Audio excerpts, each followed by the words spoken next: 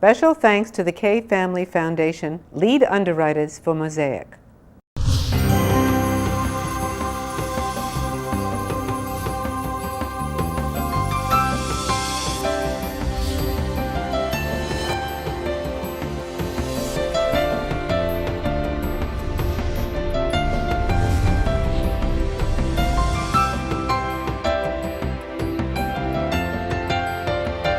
Hello, my name is Barbara Kay, and on behalf of the Jewish Federation of Palm Beach County, I'd like to welcome you to our program, MOSAIC. We're on location today to meet and greet two very special people, Cokie and Steve Roberts. We'll be back with our guests and our program right after this brief message.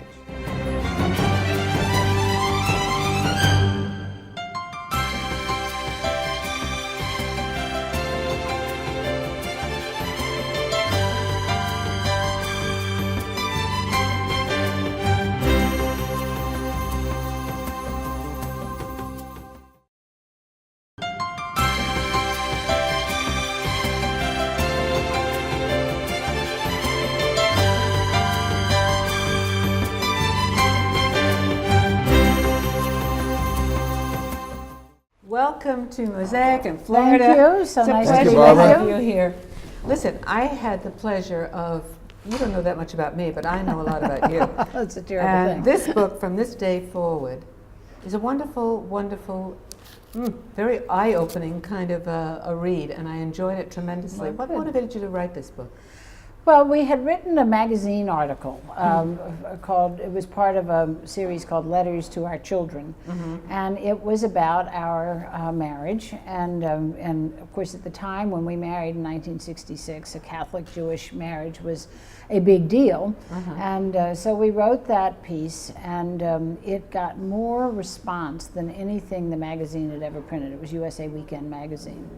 And so as a result of that, our publisher, I had published a book just 2 years before, We Are Our Mother's Daughters, and the publisher said, you ought to take this theme and do a book from it. So that's how we did From This Day Forward. Well, there was another factor too. I teach at George Washington University, and I found myself quite surprisingly becoming a rabbi and a counselor and a therapist to students who were in these relationships, and they did not have good models because their parents, their pastors and rabbis, their community elders were emphasizing the differences, and they were hungry for people who can encourage them in these relationships. And we don't preach intermarriage, but when people walked through my door and said, how do you do it, over and over and over again, I realized that there were a lot of young people who needed models and needed encouragement. And that, for me, was also a significant motivation. Well, when you met, I know you met in 1962 when you were both very, very young. About to be 50 years ago. Yeah, wow. And what attracted you to each other? He was really cute. He was cute. He's still cute. He is still cute. He's still a cute. But seriously. Well, part of it, I think, was interesting. We're both very old-fashioned people. We devoted to our families, devoted to our traditions, devoted to our religions, devoted to our tribes and our histories. And we saw in each other kindred spirits. In addition to the cuteness and the normal hormonal urges of I think we, even though we came from different faith backgrounds, we came from similar mindsets. That's interesting. And I've always believed that was a big help. Because we saw in each other similar value systems. We saw similar approaches.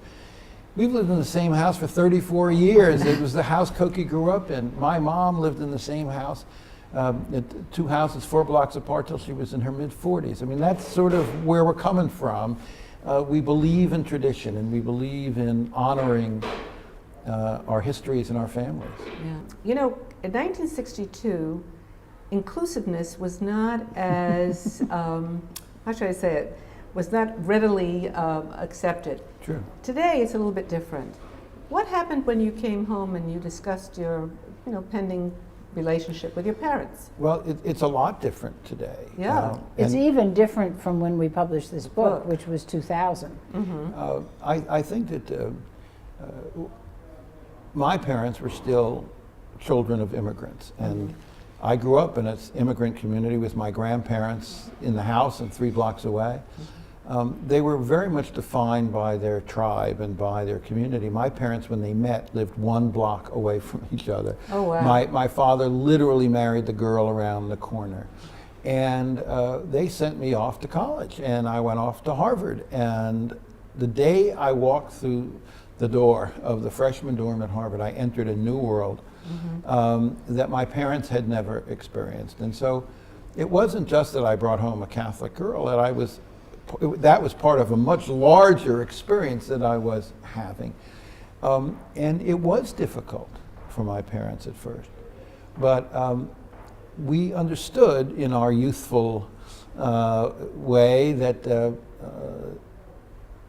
a lot of what they were afraid of was fears and stereotypes that weren't real. I had to convince them that I was not marrying Cardinal Spellman. I was marrying one lovely, intelligent, loving woman. And I always tell young people, whatever time you invest in helping parents and others in your lives move from stereotypes to reality, move from the general to the specific, that often is time very well spent. And that really was the difference that finally my father, who had been very difficult, finally said to me, you know, Stephen, it would be a whole lot easier to oppose this marriage if it wasn't so obvious she's the perfect girl for you. Yeah, and then I knew it was going to be okay. You write that in the book. Yeah. You had, what about your family, Cokie? Well, my family was a more cosmopolitan family. My father was in Congress. My parents were from a big city of New Orleans, and it was they had friends who were of various ethnicities and religions and races, and so it was a less foreign thing for them. But it was also true that in New Orleans, there's a very old and wealthy Jewish community, not particularly large, but very important. They had always been very strong supporters of Cokie's parents, who were great pioneers on civil rights and civil liberties at a time when that was not a popular thing to do in the South. And part of the way they were able to survive politically was the support, both politically and financially, from the Jewish community. So they had a very strong ties and very deep friendships. Financially, in terms of campaigns. Campaigns, yes. They had very strong ties and very warm relationships with the Jewish community in New Orleans. That was a big help in easing the transition to a Jewish son-in-law. Well, you obviously have an unusual marriage anyway, because the book is a sharing. In other words, you're in it, then Cokie speaks, and then you speak, and it's the most interesting way of laying out a book I've ever read. Well, we struggled with how to do this because we write together all the time. We write weekly newspaper columns. We've written many magazine articles together, and when we do that, we generally write in one voice. This is two voices. But you can't write about your marriage in one voice. You see things very differently, and then we started trying to write it where I told something and he told something, and it got way too repetitive and confusing, and so we realized that the only way to really tell the story was to talk it, and so we talked it out and then wrote it out what we had said. And then you include other areas. You include immigrant discussion on immigrant marriages, and then even Abigail Adams and John Adams. We decided to, it wasn't enough just to talk about our own marriage, and so we talked about marriage in American history, and of course one of the earliest, most famous marriages was that of John and Abigail Adams, and we are blessed because they were separated for so many years that we have many thousands of letters, so we could write about them. But then there are incredible American experiences. The move west is such a dramatic story, and so we have that story. Slave narratives are just something that when you read them you just can't get over how difficult it was for people to commit themselves to each other in places where it was illegal for slaves to marry, and yet they did, and were wonderfully protective of each other. So we have some of those, and then and I wrote the history parts because I like to write history, and then Steve started reporting on which he likes to do on modern American marriage. We joke that we're both storytellers, and she writes about dead people, and I write about living people. I like that. And one of the women that I wrote about, who I was introduced to by a friend, was a woman who was a Holocaust survivor. Yes. And she and her two sisters spent the entire war in concentration camps. Their father, who had been a rabbi, was Lily killed. Friedman? Lily Friedman. Mm-hmm. And there's this, it's one of my favorite all-time stories, Yeah, I love that story. you know, where she met her husband-to-be in the displaced persons camps. People forget that the survivors, they didn't, you know, were lost and they couldn't go home. They didn't want to go home. There was nothing for them there except bad memories. And for years, often these Jews were kept in these camps because the United States was not great about letting them in. That's right. And Lily met her husband in one of these camps, and they immediately felt this very elemental urge to get married and repopulate it. And she had always wanted a white wedding dress. And this guy, her intended, was very clever, and he went to a British Army sergeant and bartered their cigarettes. They were observant Jews, and in all the care packages they had gotten from America, they all had cigarettes, but they didn't smoke because they were observant, so they saved them, realizing that cigarettes could be used as currency. And he took all the cigarettes and used them to buy a white silk German parachute. Think about this, the symbolism, amazing. a German parachute. Yeah, the whole thing. And he brings it home, and she basically says, "What the heck is this?" And he says, "This, my dear, is your wedding dress." And so seamstresses in the camp made this wedding dress, and Lily wore it, and then at least 24 other brides in the DP camps wore it, maybe more. And They'd let it out, they'd let it in. Yeah, and they realized, life, huh? and Lily realized at some level when she moved to Brooklyn with her two sisters, that this was something precious about this, and they kept it in the back of a closet for years, but her granddaughter knew about it. And her granddaughter knew curators at the Holocaust Museum. And when the Holocaust Museum did an exhibit on the DP period, this wedding dress was the centerpiece of the whole exhibit in the entrance to the Holocaust Museum. That was a beautiful story. I mean, I really brought tears to my eyes when I read it. You know, when you think about it, what makes for a good marriage? You write in the beginning that it's not so much what you say, but what you don't say, and how many teeth marks you have on your tongue. Right.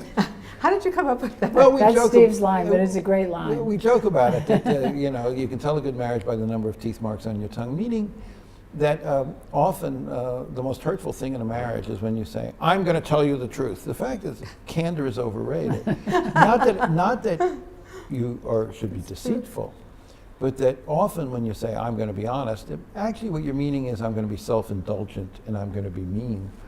And often the best thing to do is bite your tongue, but there's got to be an underlying sense of respect and an underlying sense of tolerance that leads you to say, you know, the best thing right here is to shut up. Think about it. You know, you'll be in the grocery store and you'll hear married people talking to each other in a way they would never talk to anybody else except perhaps their children.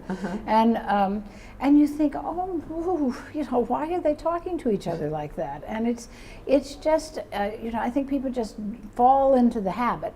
But it's not a good habit. It's really important to think about this person as you would anybody else and have the kind of respect for them that you would have. You know, for another someone else. adage that I came up with after having written this book and talked about it so often was that all marriages are mixed marriages. And let's start with a marriage between a man and a woman. The notion that somehow gender is less of a difference than religion is ridiculous. And anybody who's been married more than 2 weeks knows that. But even if you have a marriage between two Italian guys, you know, who grew up around the corner from each other, the fact is that at the core of marriage is tolerance, and it's understanding, and it's the ability to have patience that carries you through the rough times. Because every single marriage in the history of the world has gone through rough periods. There's no such thing as a marriage and you have to have the tenacity, you have to have the resilience, you have to have the commitment. Absolutely. The commitment To each other and to the institution that says, today's not a great day, this week's not a great week, this year's not a great year, but we're in it for the long haul. Yeah, and thank you so much for being my partner for my life, right? Right, exactly. Remind that. Anyway, we're going to take a break. We'll be right back after the brief message.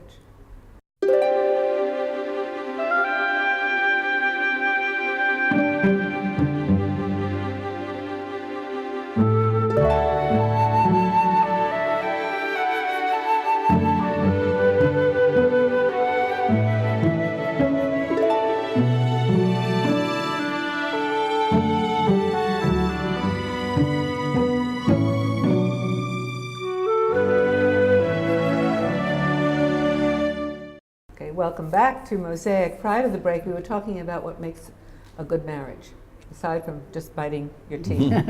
Oh, your tongue.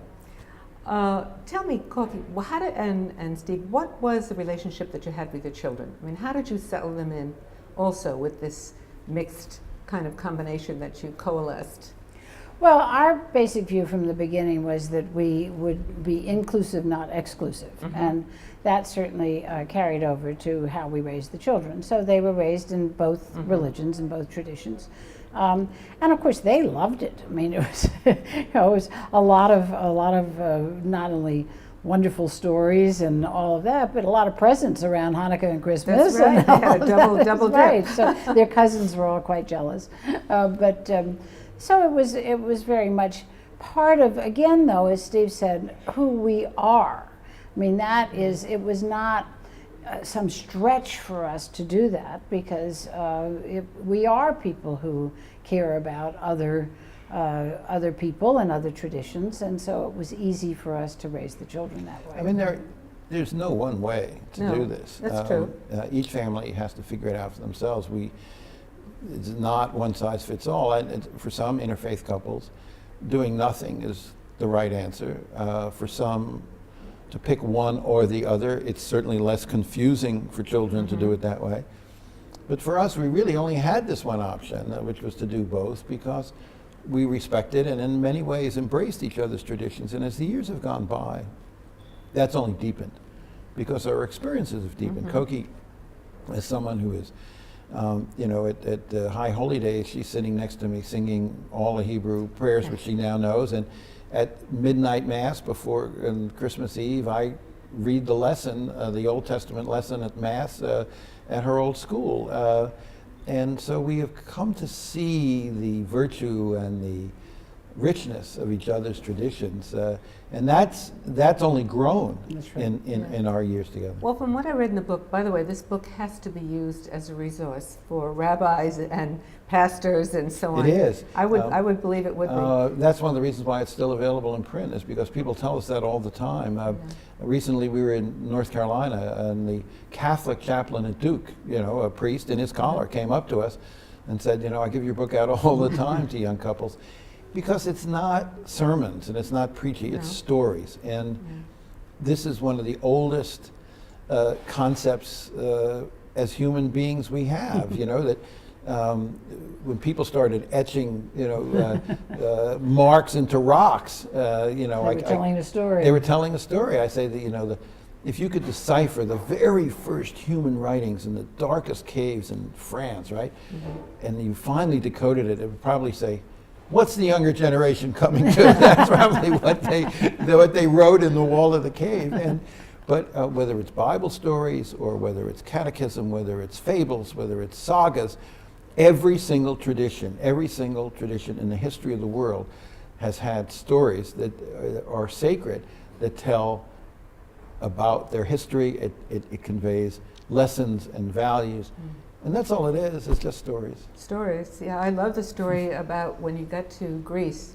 That was really what, in a sense, concretized your involvement with the Seders and that's what you write in the book. Well, no, we had Seders in California. That was really we had the original one at Arthur Goldberg's. Well, that's the first one I went to, right? But when we lived in California for 5 years, and we had Seders every year in California. And in fact, they were so much part of how people saw us was coming to our Seders, that when we left California, our going away party was friends giving us a Seder a month early, so that we would not miss our Passover with our friends that year, even though we were moving to Greece. So it was always part of our married life. But Greece had several special qualities to it. We were away from home, away from our ties and our communities, and so Passover became an important ritual, not only as a religious event, but as a community event. And one of the Which of course it should be. and that Yeah. reinforced my concept that Passover is one of the reasons why it is, I think, one of the best ways for interfaith couples to connect to Jewish tradition, is because it is a community event as well as a personal event. Our Seders in Greece had a number of non-Jews. We had one very meaningful year when the close friend, who remains a close friend, whose father had been a Nazi officer killed in France, and Ula asked to come to the Seder as a gesture of reconciliation. But the other thing for me in particular, my grandparents left Europe, not all that far from Greece, from Russia and Poland. They left in terror, they left for freedom.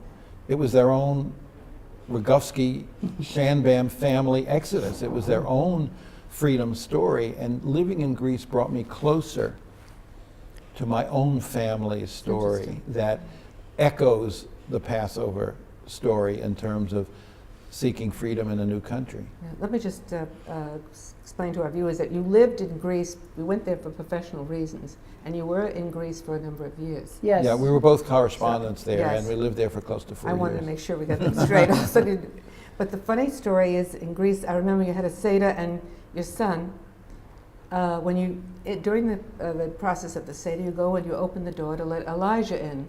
And one of the things that I read that your son said and asked you, is it because, Dad, is it because you had two Jewish parents that Elijah came in the door? In other words, he was boycotting, the non-Jewish. But the interesting thing about that's a true story. But the interesting thing about it is I never had a Seder as a kid. Yeah, I read. The fact is, I was born into a very strong Jewish tradition, but it was a secular Jewish tradition. It was a tribal, ethnic, family identity, but not a religious one. Because of Cokie. In many ways, and we joked that Kokie's the best Jew in the family. And we joke that there's no competition. There's no competition. But you know, it's an important lesson, Barbara, because in so many ways, life plays tricks on us, and life is not always the way you expect it to be, or whether authorities ordain it to be. Mm-hmm. I have a twin brother. My twin brother married a Jewish woman named Ann Stein from the Bronx. The rabbis would have looked at the two Roberts boys and said, he did it right because he married the Jew, and I did it wrong. But the fact is that, and my brother chose this, and I respect his choices, but my brother's family life with his Jewish wife had no Judaism whatsoever in it, ever. Whereas the twin who married a Catholic is far more connected, far more faithful to the Jewish tradition, far more a part of Jewish life. Well, you couldn't have predicted that by just looking at us. No, you know, you can't really. You're right. But you have to say, you know, life is not always the way you think it's going to be, or even the way it ought to be. Or you prejudged it to be. You prejudged it to be. that's- And part of what's happened in Jewish communities and why the market for this book, I think, has been so, and the interest in it has been so lively, is that so many Jewish families are now living with the reality that their children are marrying outside the community. And that is maybe not something they wanted, maybe not something they expected, but in many ways it's a reflection of the success of the Jewish people, who are now part of every major institution in America, every university, every boardroom, whatever. Jews have access, and that means they're going to come home with the Chinese girlfriend or the Italian boyfriend, and it is a mark of success. When my parents met, they lived 1 block away from each other. They were part of a very tight-knit and very limited Well, community. they were limited. Yeah, I was going to say there was limitation. But that's not true today, and it was true in part because they had fewer options. Mm-hmm. I would go off to Harvard, and suddenly I'm in a whole different world, in a whole different place. And so the Jewish community has to confront that reality. It's not going to go away. It's not going to change. And so we don't preach intermarriage. What we say is, if you want to stay connected and want these young families to be part of this community, you have to be inclusive, not exclusive. You have to welcome them. You have to find ways to pathways to allow them to find their way, own way to connect. And Passover is one of the best because you don't have to buy a ticket to the synagogue, you don't have to contribute to the building fund, you can do it at home, you can do it at your own speed, in your own way, in the way that's comfortable for you. And one of the reasons why we wrote this book, almost as a key, as a path for young families to connect to this tradition. And then you went on, aside from the other books that you wrote individually, and you wrote Our Haggadah. This is a fascinating book because, first of all, it does give a little bit of the history and the background, but it's an interesting approach. You also have terrific recipes in the back. Good. I've tried some of them. All right, explain the evolution of this. Well, as Steve says, Passover is such an entry point for a lot of people, and a lot of people, even kids who have been raised Jewish, are not sure how to do a Seder. It's daunting. Yeah. How do I shop? How do I set the table? Where do I get a Seder plate? All of those things, and so we basically did it as a how-to. And so we do tell the stories of our own histories and our own connections to Passover. And then we do have the Seder itself, but we do also have a lot of, how to set the table and what to do. It's very rudimentary. It's 101. Exactly. But it's very easy to read. I mean, it certainly helps somebody who wants to begin with this. And part of what I realized, Barbara, terrific. Cokie did all the recipes and how to set the table. Yeah, but they're Middle Eastern recipes. Right, that's true. They're yummy. I'm sorry to make sure. No. The first Passover was in Egypt. Yes, it is Middle Eastern. It's authentic. I'm sorry, I didn't mean to. No, but part of what I also realized was that, as Cokie said, even for people raised Jewish, in traditional Haggadahs, you read these prayers, you tell these stories, you hear these references, you have no idea what they're about. And so what I decided what we could do is take all of the references that I didn't get and explain them. So they're not directly part of the Passover, but if because the Seder is the Seder. Right. But if you're reading along either that night or before and you want to know who Rabbi Tarfon is, or why there are 4 cups of wine, or what this particular symbol on the Seder plate means, we tell you. And in boxes is commentary. So it's a way of understanding, making the whole experience and ritual accessible both to non-Jews, but also to people who are Jewish who, sat there in the Bronx with Uncle Irving for 2 hours speaking in Hebrew and they didn't understand a word. Now you can figure it out. It's very clear, I have to tell you, and it's also very successful because I understand you have tons of people that come. Thank you so much for being with us. It was lovely to be with you, It was a Barbara. pleasure. Thank you. Thank you for being with us as well. Be with us again next week when we have another look into the Jewish world. Goodbye from Mosaic.